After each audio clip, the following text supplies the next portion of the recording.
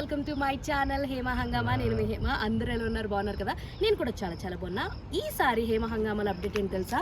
1 కాదు, 2 కాదు, 3 కాదు, ముచ్చటగా 4వసారి రవితేజ పీపుల్స్ మీడియా ఫ్యాక్టరీతో ఒక సినిమాకైతే మళ్ళా సైన్ చేశారు. మరి ఈసారి ఎవర్రా డైరెక్టర్ అనుకుంటే కనుక మన బాబీ లేరా? అదేనండి, వాల్తేరు వీరయ్యతో ఒక మంచి సక్సెస్ని చిరంజీవి గారి ఖాతాలో వేసేసారు కదా.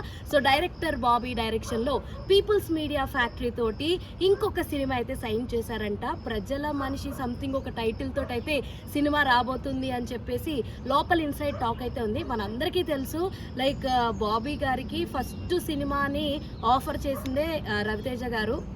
సో ఆయన ఏదో ఒక ఛాన్స్ ఇవ్వడంతో అది మంచి హిట్ అయిన తర్వాత దాని తర్వాత ఆయనకి బ్యాక్ టు బ్యాక్ ప్రాజెక్ట్స్ రావడం, వాల్తేరు వీరయ్యలో కూడా మన రవితేజ గారిని ఒక చిన్న రోల్ కోసము ఈ బాండింగ్ తోటే పిలవడము, ఆ తర్వాత అదెంత పెద్ద హిట్ అయిందో చూసాం.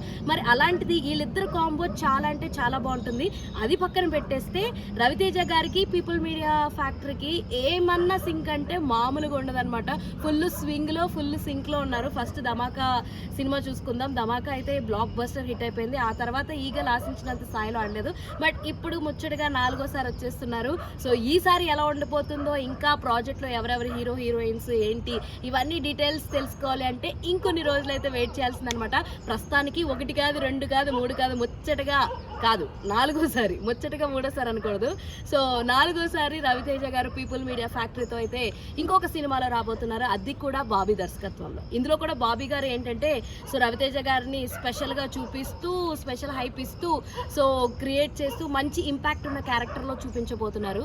మరి చూద్దాం అంత పవర్ఫుల్గా ఎలా చూపిస్తారు, ఏం చేస్తారు, ఇవన్నీ చూడాలంటే ఇంకొన్ని రోజులు వెయిట్ చూడాల్సిందే. మీరు మాత్రం ఇలాంటి ఇంట్రెస్టింగ్ అప్డేట్స్ కోసం ప్లీజ్ డూ ఫాలో హేమ హంగామా.